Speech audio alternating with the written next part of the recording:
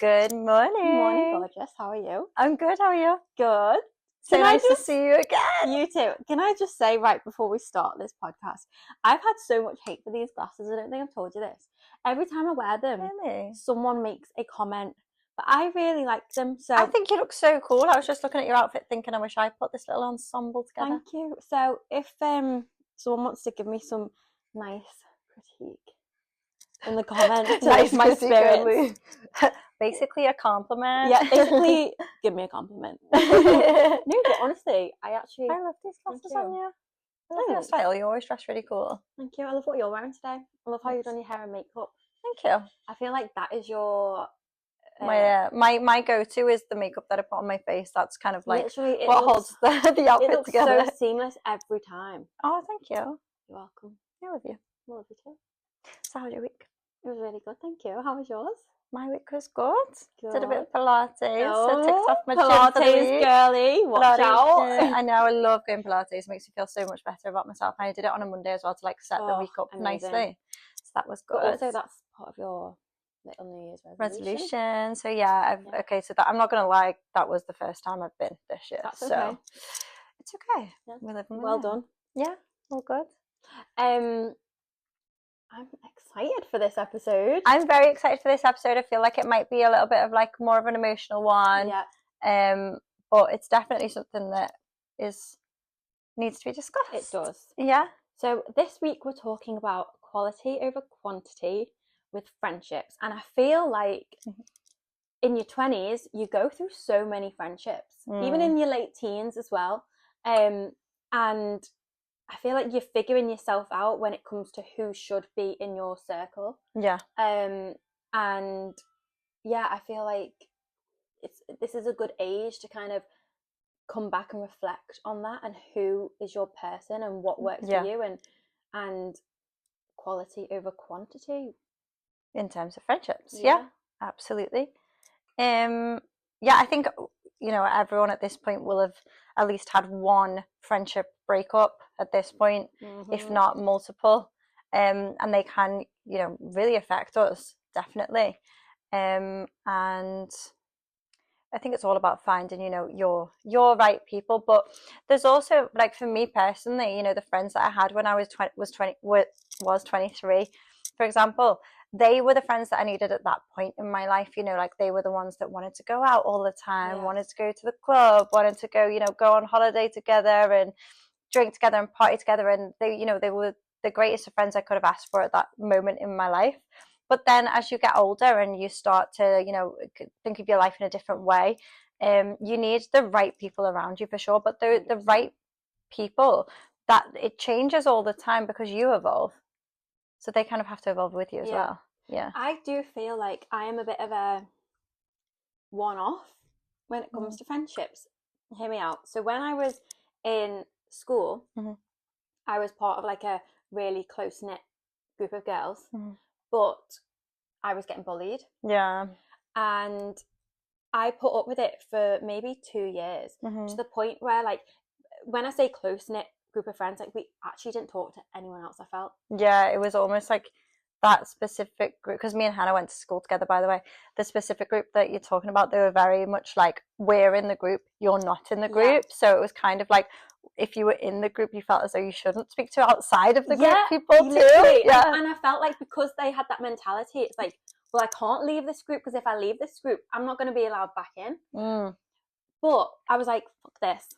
Okay, I'm leaving this group. And I remember, this is crazy because this is a real vivid memory for me from school. I don't think I've told you this.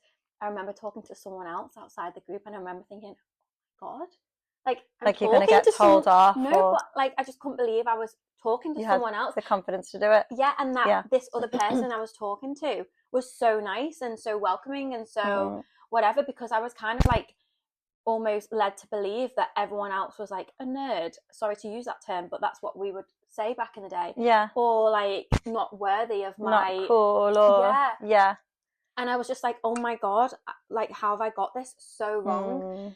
And I remember flipping my friendships straight away to the point where, say I was in the cool group, I almost went to the most uncool group, or what they were classed as, and I had the best time ever. And if anything, I was in bottom set for everything, and I actually ended up going upset. Yeah, because of the people who you were surrounded by. Yeah, it's crazy, isn't it? The impact they can have. For me, I then became, because I almost started speaking to them, and it kind of opened my eyes up to being like, I can speak to everyone, no matter what group anyone is, because people had their friendships. Yeah. I kind of like floated a bit, and then I obviously started speaking to you, Rima, Harriet. Yeah, I wasn't part of the cool group, the original cool group, clearly. You didn't want to be part of the original cool group. There was nothing cool about it. There was literally nothing cool about it. But I still actually remained friends with them outside of school, because obviously I have a twin, who was still friends with them. And so I was kind of like, it was weird because I was going to everything that involved them outside of school. Yeah. All the parties and stuff. But then I was like mixing with everyone in school. And I just found that you don't have to limit yourself to one type of person. And I feel you can kind of also get the qualities you want from different people. Different people give you different things, different perspectives and values. Same for you. Like, you give others different versions of you depending on what they need from you at that time. Absolutely.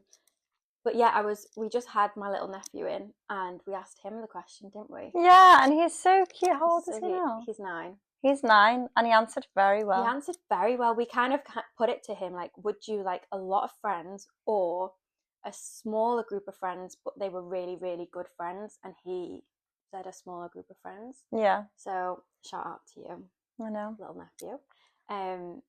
But yeah, I don't know. What do you think then would be a reason why you need a smaller group of friends over a larger group of friends? Smaller group. So if in terms of like quality over quantity, oh my gosh, I would say like my friends now are integral to my frame of mind during this stage of my life. Like I mentioned on the last podcast, that last year was really difficult for me because I lost essentially the person who I thought was my best friend. You know, like, God, there was times when I thought if I ever had a daughter that I would name my daughter after her, that's how close we were. But we went through a friendship breakup essentially, and it just floored me entirely because she had, in terms of friendship, kind of become my whole world. You know, we used to speak to each other on a daily basis, and then, you know, that got cut off. It basically felt like worse than a breakup that I've ever had with like a partner. And so my friendships over the last year have been so integral to me having peace of mind this year. And you need your friends so much to confide in, especially when you're going through difficult times. But not only that, you know, it's who am I going to spend my time with on over weekends? Like, you know, especially if you're not enjoying your job as well. Like if you're going to work Monday to Friday and you're not enjoying your job, then you have to have really, really close friends for outside of work so that you at least get peace and joy and fulfillment in those hours outside of work. So my small group of friends that I have now, and like shout out to them, by the way, and obviously you're included in this. I already know but that. I have what I would say, you know, when I think about my friends, it's, you know, it's a matter of like they fit on this one hand, and they're my go-tos. I know exactly who to go to if I need help with like, oh, I want to change my job. Would you go through my CV with me? Would you like help me apply for jobs? Like I've done that with one of my friends. Like one of my friends came over to my house purely to just apply for jobs for me, with me. And that was, for me, that built a really strong connection with me because I realized how much he was vouching for me. Shout out Anthony, love you. And you know, I've got my other friends who, you know, if I want to go on a night out and I just want to let my hair down a bit and I want to have a bit of fun, like I know who to call on for that. Or, you know, if it's 1 a.m. and I'm in tears in my room, I know which friend I need to call. And friendships for me are about, you know, making sure that you've got every area covered. And then obviously, of course, offering the same support back to those people that they offer to you as well. While you're talking, it makes me question then, although we probably us two would lean towards having quality over quantity, I do think it's important to still have a variety of friends, because say you do end up having a friendship breakup, then it's important to have someone else there that you can turn to be there for you whilst you're going through that period. But it's also, as a mum, for me, I was a bit scared, I'm not gonna lie, that I was gonna lose all my friends having Ziggy, because, and maybe this makes me a bad friend, but I remember one of my friends who I love dearly had a baby, and I never saw her as much because she did have her child. I mean, now that I'm a mum, I realise I'm not ready. I can't just be available all the time to drop things to go and see my friends, and I kind of have to plan it in advance. So our friendship did kind of become a bit more distant, since she had her baby, and so I thought, for me, I'm going to lose a lot of my friends here. And you do. I mean, I had Ziggy, and I had a really hard time with my pregnancy. We'll talk about that another episode. And it was crazy that, I mean, I had already such an amazing friendship group that going through that period, it really showed me who was there for me. I mean, just texting, calling, checking in on me, offering their support when I needed it most. And even after having Ziggy, like, you and I have just even gotten closer, which is strange, because I really thought, like, oh no, I'm going to lose Ange, or I'm going to lose. Yeah, like, what are we going to do together? She's got this son who's, you know, attached to her hips. I think Hannah felt a bit, you know, oh, I'm really sorry, like, you can only come to my house to see me. And, you know, but being part of a good friendship that, you know, you're understanding with that other person, like, of course I understood that there's going to be times when I'm seeing you just on the basis of, come round, let's have a coffee, but, you know, my kid's going to be tearing the house apart whilst we're having that coffee. It's all about finding those friendships that, you know, match you in that time period. But we did become closer, I think, after you had a baby. And I think what you said in the sense that some friends might actually turn around and be like, no, I'm not okay going to your house and your son just interfering. That's not the friendship we had before, and therefore I'm going to distance myself from you. And I guess that's okay, because if that's you as a person and the friendship has changed, fine. But I think it is when you have kids as well that you will really see who your real friends are. But I've also created some amazing friends through having a child and connecting with mums and having that kind of friendship. So obviously there are times when I need to go and see a mum friend so that our children can play together and things like that. And then that's it. When you have a variety of friends that meet your needs in different ways, I think that's really important. As long as they have the qualities you need. It's funny, you mentioned previously about social media and having that. I mean, it's a bit fucked up, social media. I think we can all agree on that. The more followers you have, the more popular you seem to be. And is there now pressure from that to look like you have more friends, or or if I have more followers, then I come across more cool, or and is it really garnering anything positive? I mean, I know some people who have, you know, hardly any followers, but have such an amazing family and such amazing friends around them. Support group, But because they come across online as not having like any followers, are they interesting? What does this person do? Why don't they have many followers? Like, it's weird, isn't it? Like, how weird is that? I know what you mean. But I just feel as though that is social media is obviously not, to me, quality based. It's all, it can be, absolutely. You're putting yourself out there, but what you're showing your followers isn't necessarily what you want to be telling your closest friend. So I don't know.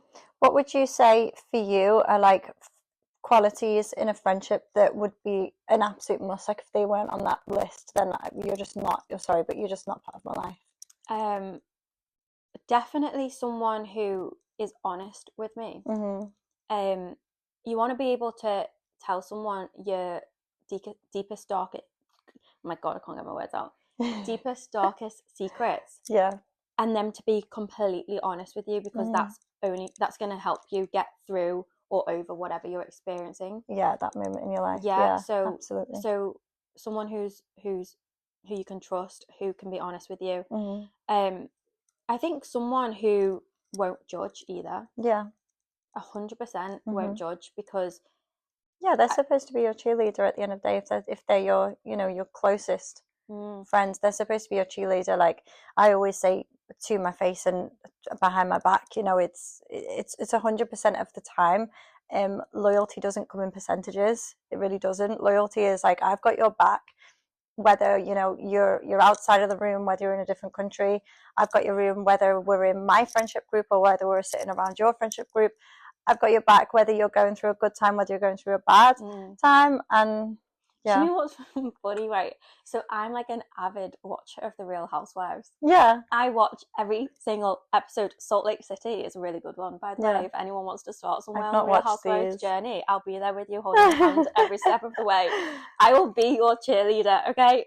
But it's funny because you see so many different scenarios on that show, and you put yourself in their shoes and think, okay, what kind of friend would I be to this person who's going through that thing at that time? And for instance, I'm just going to give you an example. So Erica Jane from The Real Housewives of Beverly Hills. Do you know who Erica Jane is? I've not watched any of these things. Okay, so Erica Jane is like this.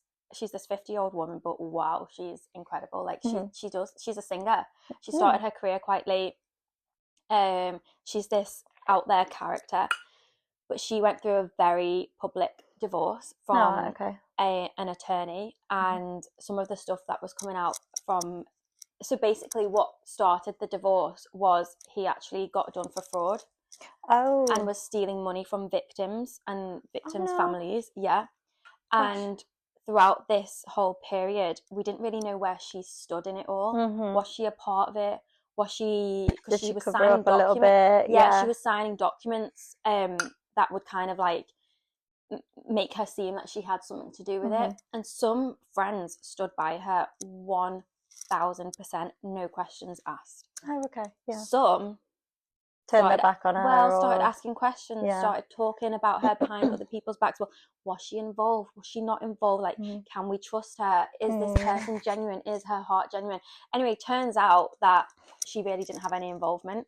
Right. And so those friends that kind of started questioning her are now like, well, you wouldn't really continue. You couldn't really trust them, I suppose. Yeah. They had. I always say as well, like, if someone had a seed of doubt about you, I think, well, if you doubt me now, how long did you have the potential of doubting me? So then actually, how long should you have not been my friend for? Yeah. And it's hard to judge your friends sometimes. I mean, I say that I'm an oversharer and I will tell my friends everything, and I think that should be the case.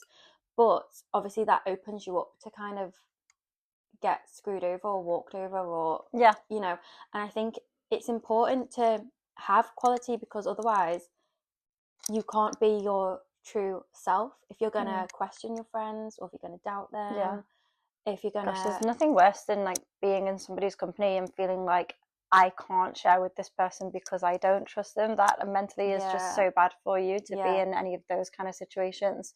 We've all been there, let's be honest. You might go to, even if it could even be a family event, and you're like, oh, I just don't trust this particular person. I'm just keep my cards close to me. But also, like, what about having someone in your life? Say you just selfishly wanted quantity over quality. Okay, fine. How's that going to affect your life then? Because sometimes having the wrong people in your life is just going to drag you down so much. I'm going to give you an example. I've got a friend. She is amazing. And she's so loyal. I mean, so loyal. And she will do anything for her friends, literally anything, to the point where she had a friend really take advantage of her. Yeah. And it ended up meaning that it took time away from her son. It took financially, it had a burden on her, because she was, you know, paying for things and giving this friend money and and doing stuff she really shouldn't have done. Like, obviously she needed to have some more boundaries, but it's easier said than done. So what are the effects of having friends that just don't have the qualities you need in your life? It really, really affects you. Yeah, you have to be really careful with who's in your circle, for sure. What would you say are some like red flags that you've come across in some of your previous friendships? I knew you were going to mention red flags. Red flag! Which is why. What are your red flags? Okay, what are your red flags? Okay, red flags to me, I didn't realise this until like last year or the year before. A red flag to me is someone who sees your weaknesses and kind of uses it against you. For me, I do need to work on boundaries. I am a people pleaser. So I think a lot of us are. Yeah. So for me, one of my oh, sorry, I'm covering my mic. I hope you heard me.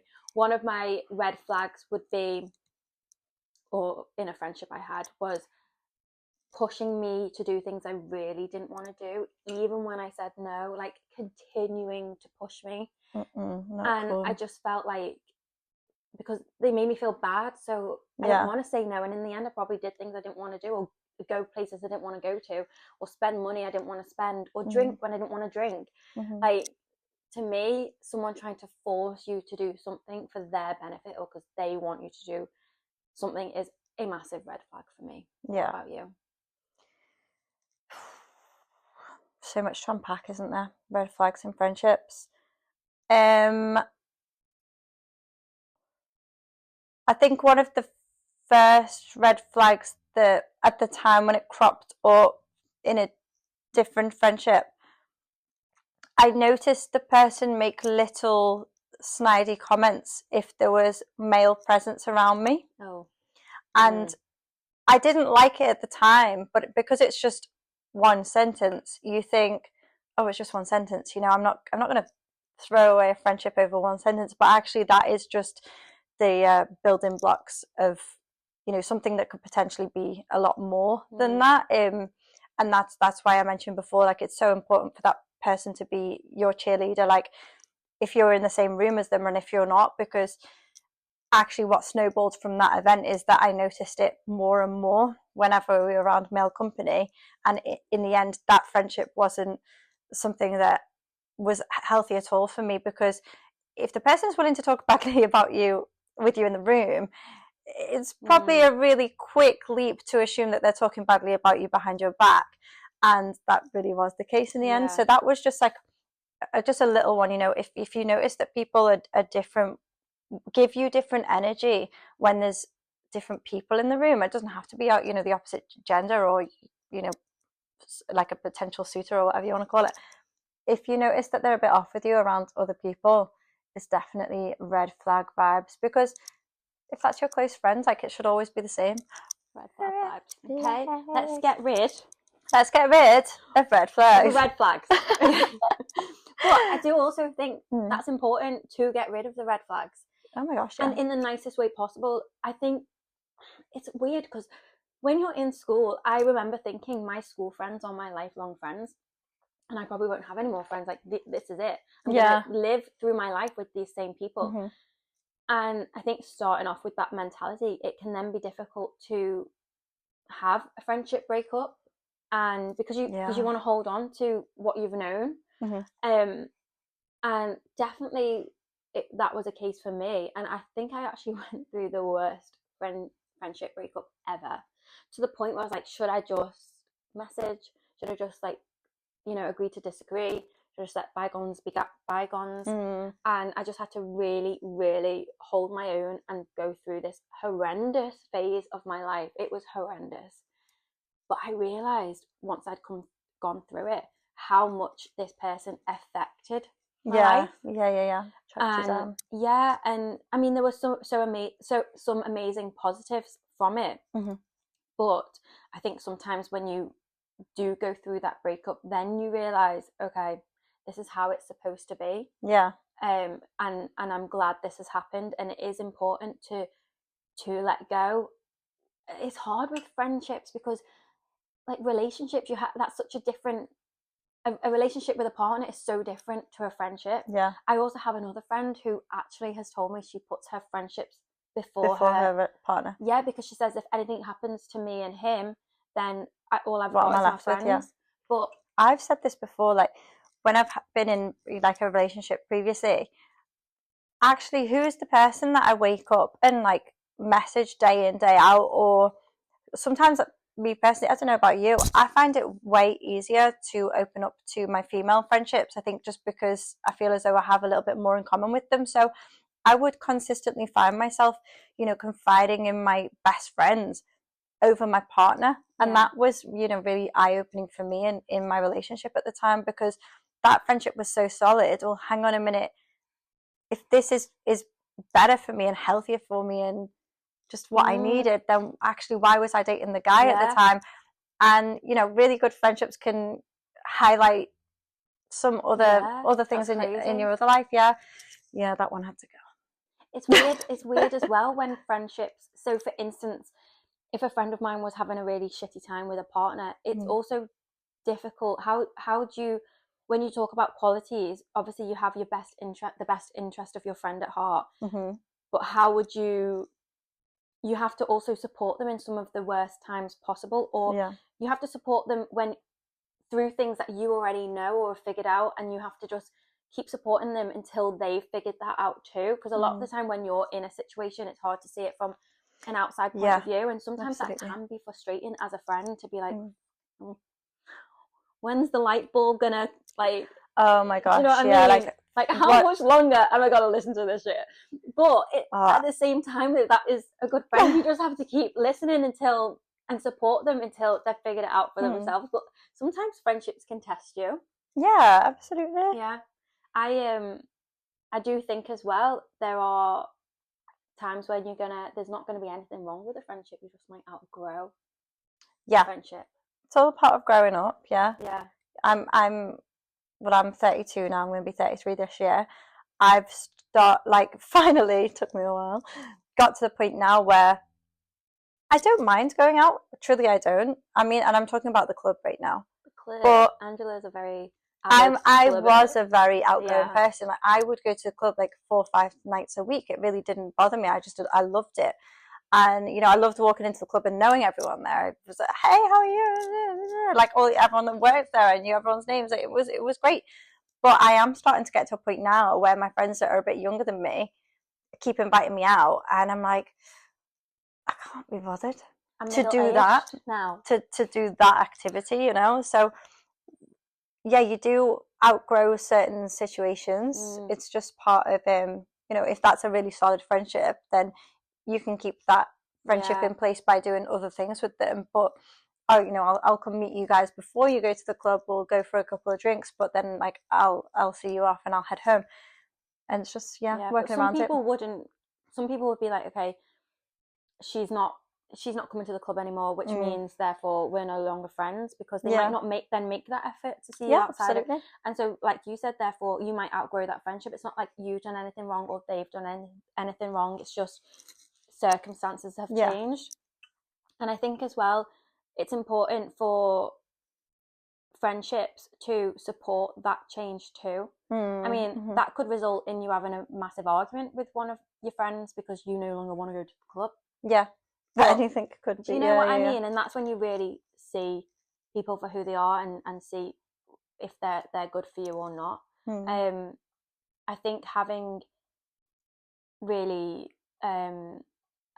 friendships that aren't beneficial to you can really like affect your whole life and can translate to your other relationships. And I think that's why it is important amazing if you have loads of friends with amazing qualities, but realistically, I think to hold really good friendships, you can only really put so much time into they take time and effort the same way, like, you know, a partnership would. Time and effort. You've got to set, you know, some time aside to see the person, and if you know they're not physically within a good distance for you to see them often or not often or whatever, however often you can see them.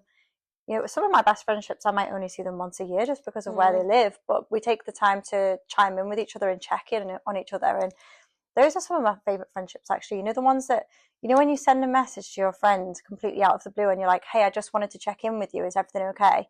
And it always happens to be at a time that they needed you to reach out.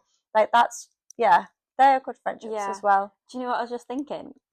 We actually don't have, and I know friends who do have, but we don't really have friendships with people who are in a massive group. Like, we're not in a group friendship. No, I'm a very individual friendshipper. Same. Like, I have you're my best friend, and then I have my other friend who I will see just singularly, just that person, and then like my other I'm not very good at blending. Do you know what's funny? When I speak to my friends who are friends with other friendship groups, there's always drama. Like, can I be bothered with the drama? No. But there's always drama. And what I think tends to happen is, like, everyone just talks around each other, around the group. Oh no. And like, I couldn't deal with that. But some people really thrive in them situations. I mean, personally, we are kind of quite single-minded. No, that's not the right word. We're kind of independent in that way. Yeah. But yeah, so I think it's important to find your people and stick with them. And then if you outgrow them, you outgrow them. Yeah. And like knowing when that period is up. I think as well, when I just before I turned 30, I moved back to Liverpool, and I'd been in London for 10 years. So when I came back, I really struggled, because you never think at 30 years old that you would need a new friendship group. That was a massive thing for me to adjust to when I moved back home. I was like, how do you make friends at 30? I'm not going to school anymore, so I don't just have school people. I've finished uni, so I'm not going to uni. Where do I go out and meet friends? And am I ever going to find like a best friend again? Yeah. I know. But definitely go work was a huge one for me. And where you work is so important, because you know, you can wind up in a job where the environment there can be really negative or really bitchy. So you have to be really careful with that for sure, because I've had that before previously, like in the past. And when I moved to Liverpool, my first job here, I can only remember Goldsmiths. What was that your first one? When I moved back, Wow. And my people there, oh my gosh, my people there, like every single person I worked with there, I honestly, they've been to my family home, they've met my parents, they've been to football games with me. Those people, like through that year in my life, got me through that year. So that was a great place for me to meet friends. Talking about your friends at Goldsmiths, the first time Angela and I went to Goldsmiths, first of all, Angela was doing a whole, what is it when you manifest a manifestation? What? Remember the Rolex? Girl, I did not remember this. That was last year. Manifesting it though, remember? Okay, we manifested the whole thing. Remember?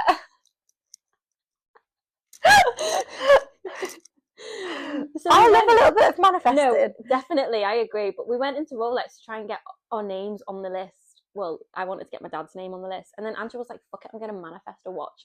So she ordered a whole watch. I put my whole name down on there. I was like, yeah, you know what, I'm about to turn 30. I think it was 2 months off my 30th birthday. I was like, I'm going to put my watch down. It won't come for like a year or so anyway. And I'm manifesting it. It's going to come to me. It's going to come. I'm sure you designed it. By the way, I mean, no complaints. This is a Cartier, but I don't have my Rolex yet. That's fine. It will come in due time. But we walked in and I saw someone from the corner of my eye, and I was being served by a different person who obviously I know now because I ended up working there. And I said, oh, is that so-and-so? And they were like, yeah, I'll go grab them for you. So we switched person, and she was like, oh my God, what are you doing here? Like, I thought you were in London. I was like, babe, I've just moved back 2 weeks ago. She's like, well, what are you doing? And I was like, nothing. I don't want to work just now. I have no idea what the hell I'm doing back here. I've just moved back in with my parents after being 10 years independent in London. I've just moved back 2 weeks ago, and I have no idea what I'm doing with my life, but I do not want to work right now. Like, I literally just wanted to find my feet. And she was like, no, just send me your CV. Like, you may as well just work here in the interim until, you know, you find something better. Anyway, long story short, I put my name down for the watch, and then I did send her my CV, but she didn't respond to me. So I thought, oh, maybe she's not passed it on. Well, the next day I get a call from Goldsmiths, and I was like, shit, they're going to tell me I've got my, like, this is going to be the one bloody watch that has come in the next day, and I do not have a spare £8,000 lying around. I was like, shit, what am I going to do? And I missed the call because I was too nervous to answer. Anyway, I called them back, and they wanted me to go for an interview, and long story short, I went for my watch, and actually the watch never came. Oh, really? It hasn't come yet. Oh no, I think I changed my mind. I didn't like it anymore. So yeah, I don't have the watch yet, but I did work there around the watches. So yeah, how crazy we were together. Crazy that yeah, and then the people that I met there, you know, some of them have become my closest friends just from a random walk into Yeah. a random place of work. Yeah, crazy. One thing I do want to quickly touch on is, you know, we always talk about boundaries. Mm-hmm. If you suddenly get your shit together and build some boundaries, I'm waiting for the day. I was going to say, how's that going? Will your friendships or will your friends still be around you? Mm-hmm. I remember I went to therapy. Well, I've gone to therapy for many years. Boundaries we're still working on. But for, God, I can't get my words out. To this certain person, I needed boundaries in my life right now, right there, right then. And we noticed it and we started talking about how I'm going to build these boundaries. And then I started implementing them. And this person had never experienced me with boundaries. And it kind of was like a fight for a long time. Not like an argument or anything, but a fight to keep these boundaries up and in place, because this person was like, whoa, hang on a minute. Yeah, what the hell are you doing? What's happened to Hannah? Why have you changed? Or why are you sticking up for yourself? And for a long time I had to be so strict with these boundaries. And it was a really turbulent time with this relationship, because they weren't used to me sticking up for myself and putting these boundaries in place. And in the end, the relationship was so much better for it, because that person stuck with me and I stuck to my guns. And in the end, we actually, our friendship, not friendship, sorry, it was a relationship. Well, not a romantic relationship. Anyway, it was with someone. It flourished. And so I think, well, I'm trying to not say who the person is. No, that's fine. Yeah. Thinking what? But it flourished for both of us in the end. I think when you put boundaries up, it's actually going to be beneficial for both of you. But will your friends stay by your side? Yeah, and that's definitely like just a good pointer to think about, because actually if you're going to implement something that makes you more comfortable and the other person is not accepting of that, well, why would one of your friends want you to be uncomfortable in any situation? 100%. Maybe that person's got to go. Literally got to go. So yeah, I don't know, it's up to I think this is a good episode to kind of like sit and reflect and on your friendships. Yeah, and you had a good point, like maybe after this episode write down the 3 people in your life that you really couldn't live without, or have the best qualities for you, or your best interest at heart. Who's your go? Yeah, I would put it to you. So who's your go-to person when you're breaking down emotionally? Who's everyone needs a fun friend, I think. Who's your fun friend? The person who is like, you know, rather than speaking to you on a really deep basis, they might be like, oh, we're going to do this. You want to come with me? Blah, blah, blah. Who's the person who will like lift you up when you need a distraction? And then who's like your most long-term, can't live without you person? And I think something cute that maybe we should do, both of us should do as well, is drop them a message this week. Okay, I'll drop you a message. Reach out to someone that you haven't reached out to in a while, who you do love and you care about, and who you think you have good boundaries with, and just let them know that you're missing them and you love them and you've been thinking of them, and then share your favorite memory with that person. I think that would be cute. That's a cute pointer for that is cute.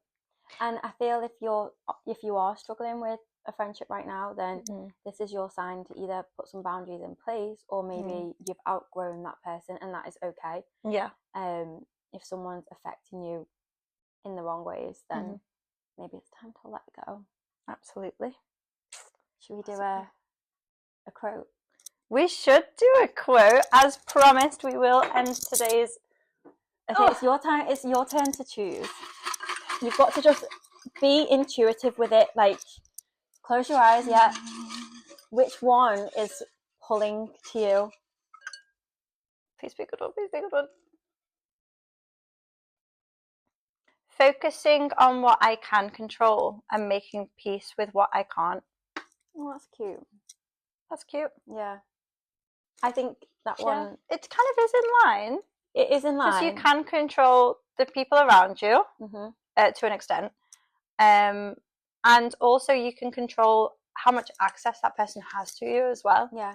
But when I was talking about my friendship breakup I had and me nearly messaging them and trying to kind of, I feel like I had to make peace with the fact that I couldn't change the relationship. I couldn't control that situation. It just is what it is. Yeah. And although I really wanted this person to remain in my life, it just wasn't beneficial for me. For you, yeah. And so I had to make peace with that. And it was difficult. Yeah.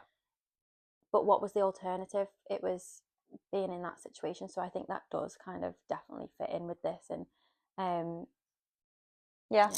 I think we should end the podcast on a positive. So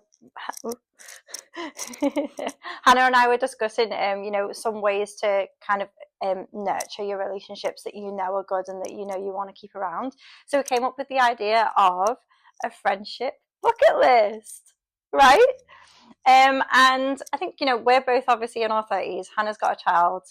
We both work full time, so it's kind of like, what can you do in your 30s? So we're going to Ibiza in September for all the closing parties. We're definitely not doing that. We're definitely not doing that. So we came up with a couple of ideas for some girly dates, for when we feel like, you know what, we need some us time. Sip and paint. Sip and paint, yeah, 100%. I've been to one, but it was actually a coffee and paint, which was so much more healthier. Yeah, it was at a that'd be so right up my street. What the hell? Oh, we can go. Yeah, coffee and paint. We'll do coffee and paint rather than sip. So these are some good suggestions. Yeah, sip and paint. Spa day. 100% spa day, which we promised ourselves for the last 4 years. Was that for our 29th birthday we did the spa? I think it was like 2020, I'm not going to lie. So it was just after lockdown. So was that 2020? No, sorry, just after lockdown. So 2021? I don't know. Yeah, 2021 sounds about right. So Angela so kindly for my birthday treated me to a massage. And so for her birthday, it wasn't. I didn't just take her for. Oh yeah. The first time was the massage, and we went for lunch, right? Yes. And then the next year you did it for me, right? Yeah, and we did a spa day. Yeah. And we were like, we loved the spa day so much. We were like banging on about we need to go to the spa again. We need to go to the spa again. It's been 3-4 years. Every time we write each other a Christmas card, it's like. Your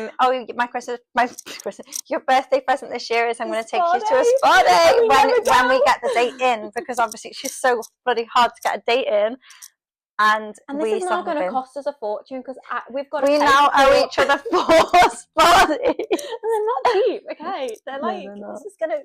Okay, right. Yeah. Back to the right. So digressing. Bucket list.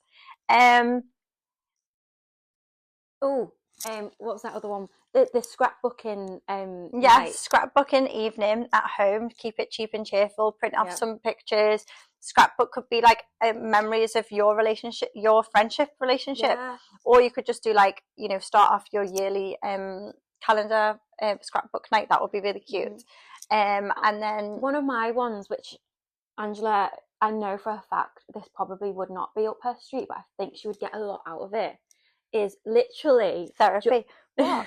Joint therapy. Joint therapy. Joint therapy one day. That would be eye-opening. No, it's just, and this might sound really boring, but I get so much out of just a walk in nature.